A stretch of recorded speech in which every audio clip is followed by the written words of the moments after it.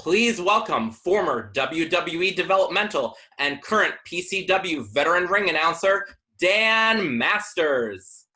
I think, Mike, you're trying to get my gigs. The few gigs that I've still got out there and the opportunities are more floating your way. I think the best way to say it, I've got more going on in my back 30 than my front 30 in the front windshield. But it's good to be here. It's a beautiful day in sunny Southern California, Long Beach to be specific. And I get a lot of heat for it. But other than doing this with you today, my only plan is to be Tan Dan and sit right there at the loneliest beach on earth, Lonely Long Beach. So I'm going to work on my tan as soon as we're done. Let's make this quick. What do you need? What's this for? Let's just get it all out of the way, the paid portion of the program. This is one of a kind. Do that. One more. We'll get this in, and I think we've got everybody covered. Hold on. Wait, you did. I got to stop you because you wanted one thing. I got a surprise for you. Okay. 3, 2. Ladies and gentlemen, welcome to Mike Rand and these exciting exclusive interviews you won't find anywhere else.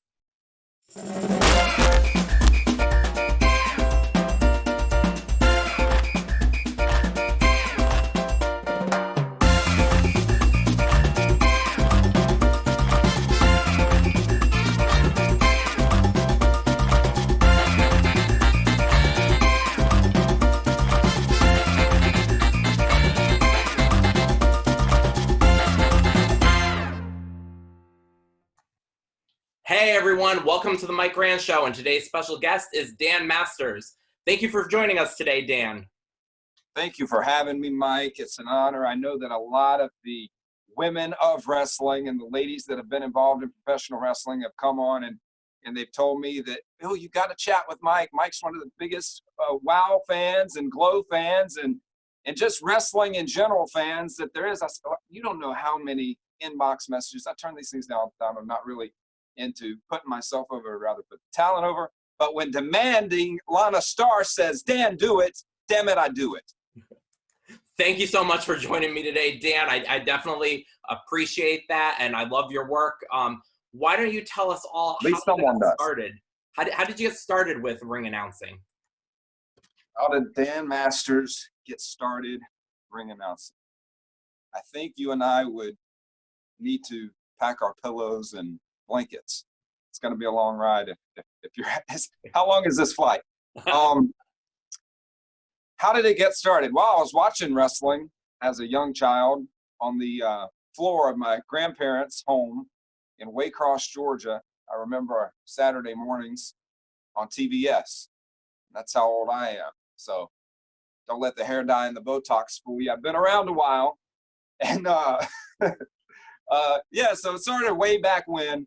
But the ring announcing aspect, truly, I didn't see it coming. I wasn't sure, whether I'd just be a lifelong fan or not.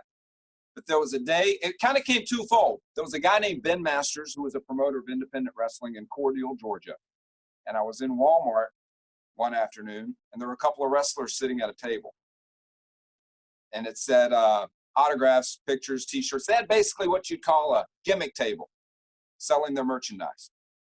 When my mom and I walked into the store, Mike Jackson, Action Mike Jackson, said, "Come here, young man, what's your name?" I introduced myself. He said who he was. He started signing my name on a T-shirt, handed it to me. I said, "Thanks." Here. He said, "Let's get a picture while you're here." We did that. Then he looked at my mother and told her, "That'll be $30. Got me, right? Had no idea there was a fee involved. So that led to getting tied in at Ben Masters, and I'd been watching wrestling on television. That day I went and took a look at the ring. It was at Williams football field set up outside. Got in the ring, took pictures. I think I was 10, 11 years old at the time. Ben Masters ended up eventually allowing me to carry the jackets from ringside to the locker room door at the matches. So I carried the jackets to the back. I was allowed to take pictures at ringside as long as I gave the photos to the promotion. They didn't allow me in the locker room because of the way things were then. And that was moving along well. Every month I would do that and get a chance to go to the matches. Of course we had to pay. I would help set up chairs. I would work the concession stand. I would take pictures. Anything the wrestlers needed and to be done, I would do. But I also had a chance to hang out with the promoter, Ben Masters. And I got a chance to go to the TV station, the radio station, hang posters. I'm just a little kid. So that was my tie-in with Ben Masters. And on the flip side, another Walmart experience was in Americus, Georgia. One day, I see a sign that said, "Want to be a wrestler." And again, I was a kid, but my father that was with me that day called the number. And the guy said, "Yeah, you can bring your kid by. We train every Sunday afternoon. The only thing is we're going to charge you for him to come by and take a look." My dad's like, "Okay, well, what's the cost?" And the worker in the professional wrestler said, "It'll be $100." So my dad paid the $100. Anyway, I guess the wrestler found out that he could work my dad over for $100 every Sunday if they let me come and watch them work. And that's just the beginning. So, we'll start there. So did you actually step foot into the wrestling ring and try your hand at wrestling? No, but I had a video camera. And so they let me film. And one of the wrestlers that was in charge of the training, who passed away, he's no longer with us, James J. Michaels or James Woolley or Gringo Pantera. Anyway, he realized that he could get my dad for this money every week. He could get my dad to drive him to the matches, whether it be an hour away, 2 hours away, 3 hours away on a Friday and Saturday night. So he paid for the fuel, paid for the meals, rode to the events in a Cadillac instead of a, Volkswagen, broken down, barely making it to his gigs. So anyway, he had a good thing going. All he had to do was let me sit there and watch or videotape. It was great. And that's when I learned how the kind of carny wrestling circus, I started learning how things really work. Okay. And then how did you get more involved with the broadcasting and ring announcing at that point? As the years floated by, 10 became 12, became 15, and a learner's license in high school. And, at that time, as the wrestling roller coaster, as Bob Armstrong said, this business is like a roller coaster. And who knows, as people are watching, for reference, we're in April of 2020 now as we shoot this. So who knows where the roller coaster is now? Who knows if this is 50 years in front of us or 50 years? I guess they couldn't be watching 50 years behind us. Or could they? What's this 5G stuff really about? I don't know either. But yeah, so how'd the broadcasting thing kick off? I fell in love with radio also. I was listening to a guy named Rick Knight in Macon, Georgia on the afternoon show, and Ben Masters would go on his show and have wrestling segments. So I was always listening and into that. And I said, man, I would love to be on the radio one day. I would call in. They would take my calls. So around 15, 16, I guess, I got an opportunity to meet a guy named Sam Diamond at a radio station in Columbus, Georgia. He was also a wrestling fan, and I was involved with a wrestling promotion there that decided, well, we could get some free advertising if we allowed Sam to be our ring announcer. So Sam came, did our ring announcing. I was managing by then. I had broken in as the youngest wrestling manager in the world, James J. Henry III. And the fans would chant Canary. I said, don't call me. It was great because this spoiled little brat kid. What's he doing with it? I had to have a briefcase, the tie, all that stuff. So I was a bad guy manager. So I wasn't even thinking about being a ring announcer. We were getting so many death threats at the time, and we would leave the events. My dad driving the Cadillac, James J. Michaels in the back seat. I'm in the front seat with my dad, but we had security, fans throwing rocks and all kinds of crazy stuff back then. I mean, in South Georgia, wrestling was real as it gets. I mean, it was a dangerous time to be a bad guy, especially a bad kid at 13, 14 years old. But by 15 happened, Sam Diamond was there at an event. He was our ring announcer, and he said, "What, you say you want to be in radio, right?" And I'm like, "Yeah." He said, "Well, we've got stuff open. You could wash the van once a week." I said, "I'll take it." How bad is that? You get a chance to be around all the radio announcers in a medium-sized radio market and learn the business. It's volunteer work. He says, "Listen, I can actually get you minimum wage. I can get you like $7 an hour to wash the van. Count me in." So then I started soaking up the environment like a sponge. One day we were at what was the concert? Some concert at the Columbus Civic Center. And the station was throwing it to us at the tent for live shots All the staff went inside to meet the artist. And I'm at the tent, manning the booth, making sure people got their bumper stickers and the t-shirts and all the free jargon people wanted. Come up, hey, are you Sam Diamond? Are you right? No, I'm Dan Masters. Or I'm just Dan at that time. Well, the guy at the board at the station threw back to us. The microphone's on the table. No one's around. It's just me. There's dead air. What do? I picked up the microphone and did what my boss had done previously. The guy at the station calls the van. We had a phone in the van back then that you pick up, one of those, I don't know what they're called, bag phone. Dude, what are you doing? That was great. So after that, they gave me the Sunday air shift, let me do weekend overnights. People that had shifts, part-timers, weren't showing up. They weren't reliable. So I ended up getting the spot on the weekends. And then I found out that at high school, they would give me credit for doing an internship or getting a job at a radio station, like a broadcast. My grades weren't all that great in school, but I realized that my boss at the radio station could give me my class grades. I could work my way through high school, not just floating through summer school, getting the credit and paying for it, but by going to the radio station, hanging out, giving away CDs and t-shirts. So I took it up, and that's when I got the job. What kind of radio station was it? It was B101, WBFA in Columbus, Georgia. And they were a group of cluster stations with Cumulus. We had a rock station, a country station, an AM station, an AC station. So we had a cluster there, and I just started staying at the station constantly. I'd say I would get there around 9 or so and stay till 9 or so at night and then drive the hour home. But what really kicked off was when they decided to go from a localized morning show to a syndicated morning show. They needed someone to run the board. I took that spot. So then I was there from 5 a.m. till literally 9 at night. And radio was different then. It was before satellite radio. The stories I'm sure you could hear from radio vets that, it wasn't automated. You didn't pre-record your shift. You didn't busy out the phone lines. You could actually talk one. I remember when AOL Instant Messenger first came out, to date myself, and listeners would message in photo. It was wild. There were no cameras. There was no cell phone cameras following you around trying to break scandalous news, TMZ stuff. There were no surveillance cameras in the offices. I'll tell you what would you do for Dave Matthews tickets was the hottest thing going back in the day. Yep, I mean, definitely. I remember growing up listening to the radio, calling in for contests, and if you're driving to work, listening to that traffic report, that was crucial. Traffic and weather together on the 10s and the 5s, and we're clear on the south side. Yeah. Exactly.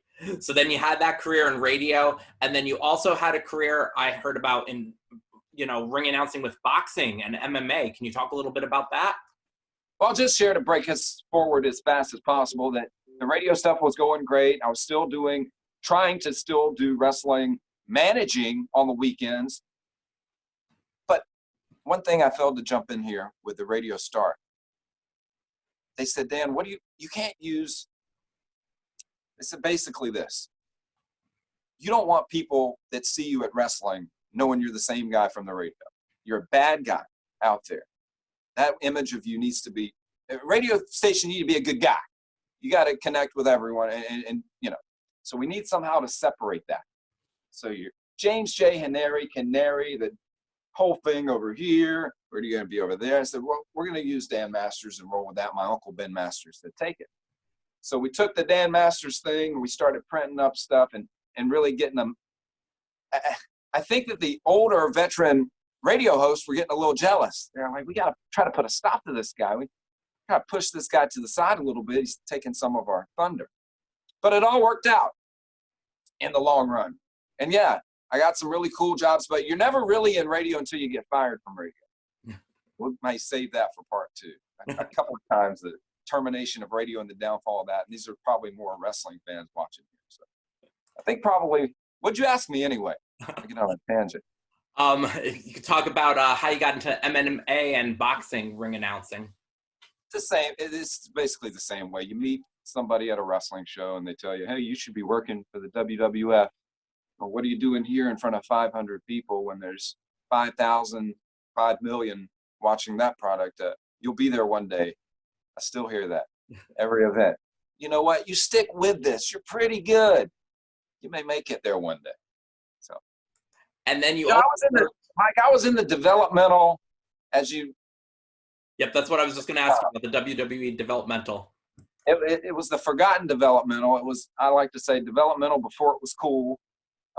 Dare we ever see this footage on the network, but Deep South Wrestling out of Atlanta, Georgia, where the first pilot of their TV, which we did eventually get, myself and the assassin Jody Hamilton did the hosting.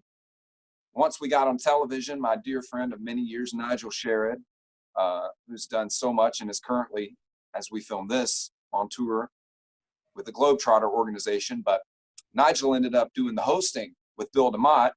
Of course, Jody Hamilton, the assassin, was the promoter of Deep South Wrestling under the WWE umbrella.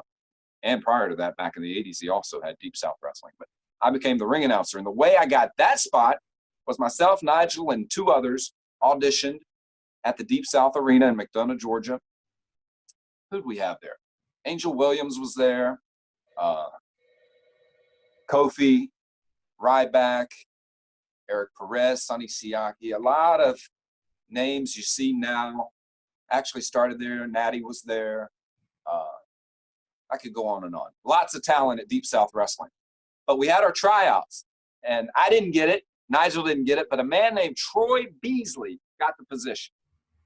So they liked him a little better than us. And Troy did it for a few weeks. I came with my personal video camera. I'd love to find those tapes. And they allowed me to film in the audience because I had a local television show in Columbus, Georgia that was like a wrestling program where we shot footage and received footage from independent organizations and aired it on our television in Columbus. It was called Wrestle Jam at the time. But so Troy Beasley got the spot. I was there filming for my personal use. Nigel became a cameraman for Deep South Wrestling as they filmed for in-house before they got the TV deal. Well, Troy had some rocky times, and turns out he didn't make it to an event. Jody Hamilton, the assassin, knew I was there, and he remembered me trying out. Nigel was preoccupied. He was their camera guy at ringside.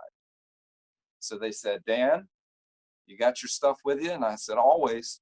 Put my jacket and my tie on, and I started ring announcing for the first, I'd say, 12 weeks of Deep South Wrestling television, and those tapes, of course, went to WWE. They were on the, I'd have to Google it.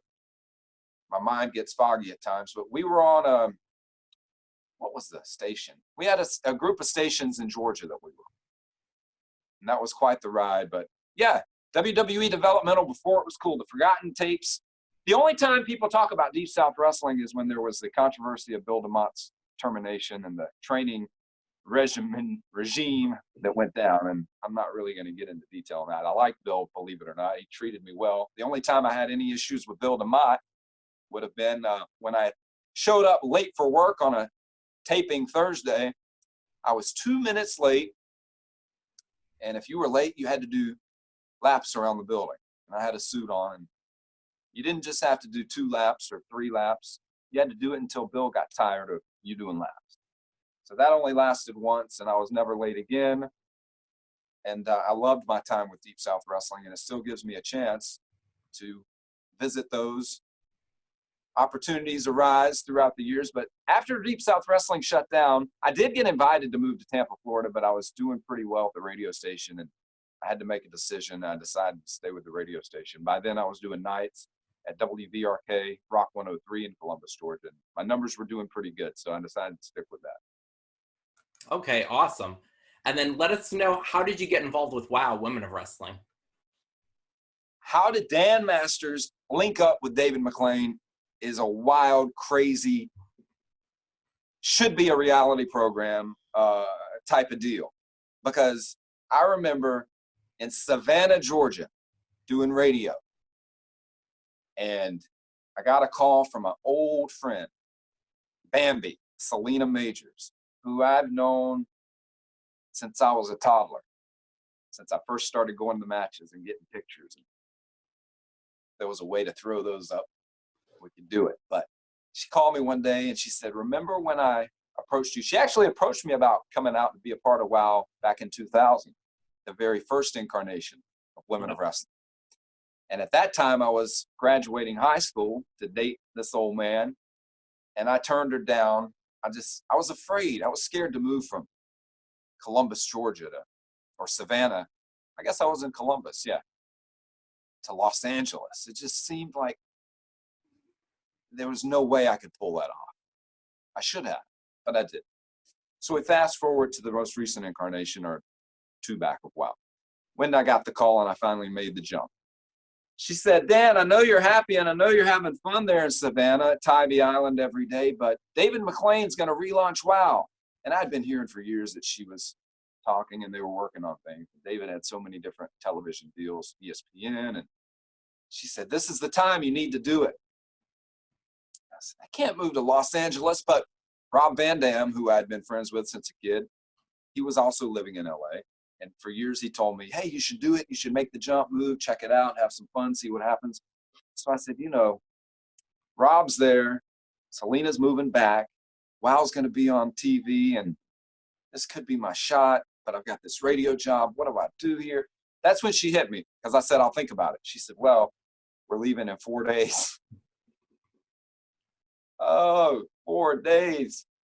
I had a job there. I was happy, girlfriend, so many things, a lease.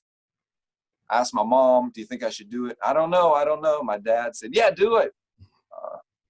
I called Rob Van Dam. He said, get your ass out here. We'll have some fun. Talked to David McLean on the phone.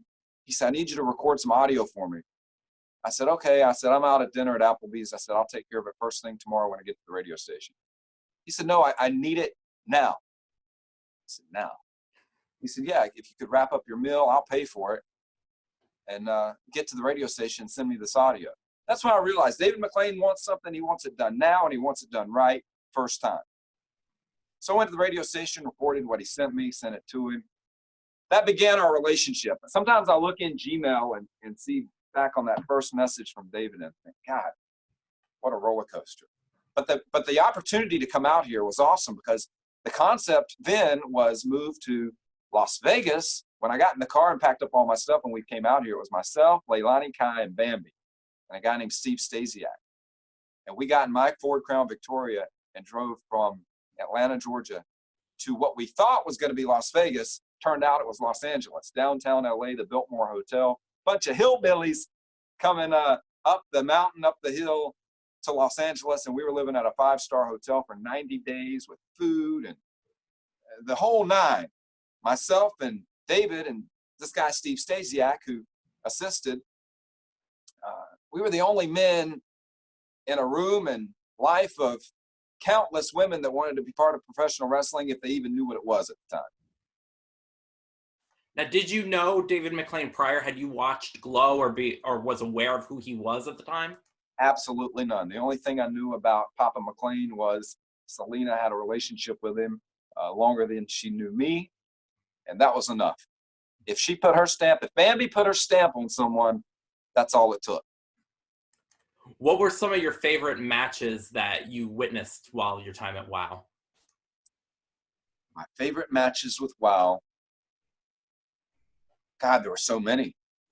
Some of my favorite matches will never be seen. They were at Friday Night Fights, which I helped put together here in Long Beach. There was a series of events we had that were untelevised.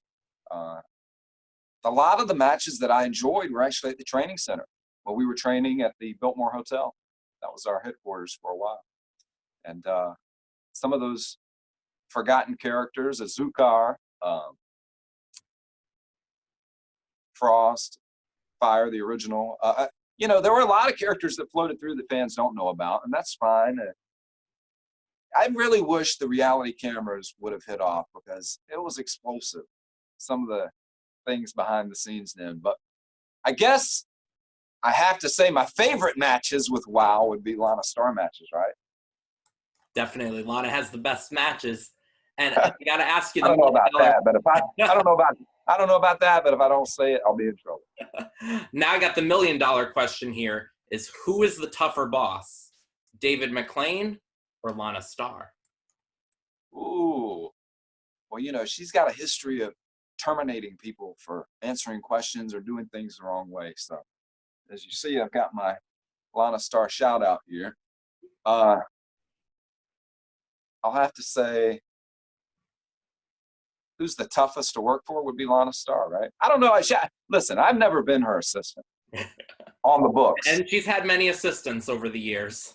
Yeah. Thankfully, I've never been in the paid assistant role with that. So David may be tough, but you know, if you work for David McLean for an hour, you get a whole new sense of life and how to do things. And let's be real.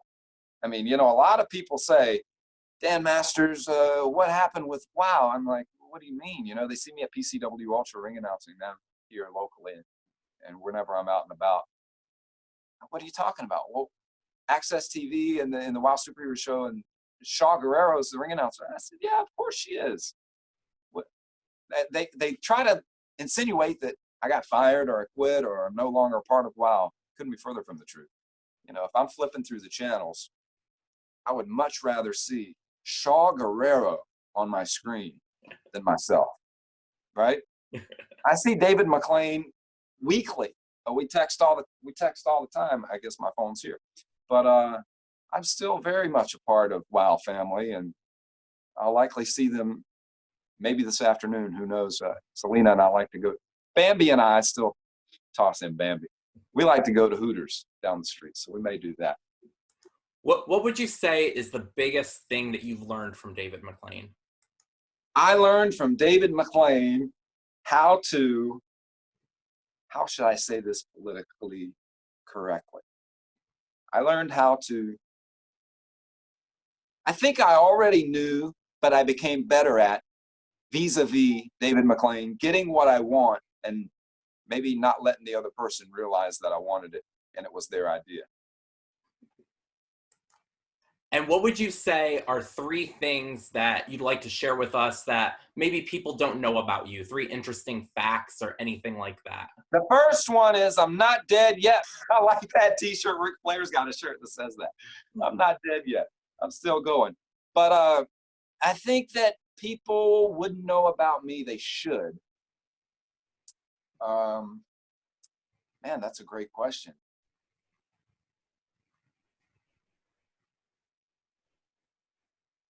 Warrants. Lots of warrants. You're going to want a part 2. I'm not going to give you everything. This is a paid for interview, right? Okay, so yeah, warrants. And number three would be if they don't follow my social media, they may not know because of my appearance that I eat 6 times a day. I'm a skinny fat guy. I love food. I like a nice beverage from time to time in the adult scene. All right. I'm like an old school throwback, man. I'm more old school than I am new school. A lot of the kids these days, from what I understand, my relationships and those that I know at WWE, they leave the events and they play video games in their hotel room. I'm more of a go out to the local mom and pop bar, and I'm not a big club guy. I don't do that. I'm not a dancer like David. I can't cut a rug. That's one thing I should learn from David McLean because that's a very valuable asset also. But no, I think I'm more in love with the old school. Somebody you didn't mention, and I would be, I'd really like to go on this one for another hour or 2, but unfortunately you're a lot busier than I am today. But Dusty Rhodes, the American Dream, a lot of my career I have him to thank for. I was a part of Turnbuckle Championship Wrestling in Marietta, Georgia. I spent a lot of time with Dusty, and that was a part of my life that I won't forget. And sometimes people don't know that, but I'm pretty confident that I'm the only person that's got a letter of endorsement. He had his NXT kid, but I don't know how many of those kids got letters of endorsement handwritten by the American Dream. So I've got that on my wall at my mother's home, and I'll always treasure that. All right. Well, thank you so much for joining us here today, Dan. Can you let us know what your social media is, so if anybody wants to reach out to you? DanMastersLive.com, DanMastersLive, DanMastersLive.com's got everything active in the Insta stories, not so much Twitter, but real Dan Masters on Twitter. And who knows at this time that people are watching what the most popular social media is, but they can find it there at DanMastersLive.com. And yeah, I guess the other thing to promote is Sport Atlanta Star t-shirt. All right. Thank you very much for joining us today. And thank you guys for watching. Whoa, stop the press. One more plug. Okay. Because there aren't many companies still booking this old man. PCW Ultra, every Friday they have an episode there. And if not now, there's an archive of. I got Rob Van Dam to become a part of the company early on, and it's really taken off here in Los Angeles. In the times of independent wrestling, it's very appreciative of audiences in the upwards of 900 to 1,000 people, and we've been graced with a pretty incredible fan base. At PCWUltra.com, fans can watch the archive and see what's going on with that. All right, thanks a lot. All right, thank you very much, and we'll talk to y'all soon. Red, and these exciting exclusive interviews you won't find anywhere else.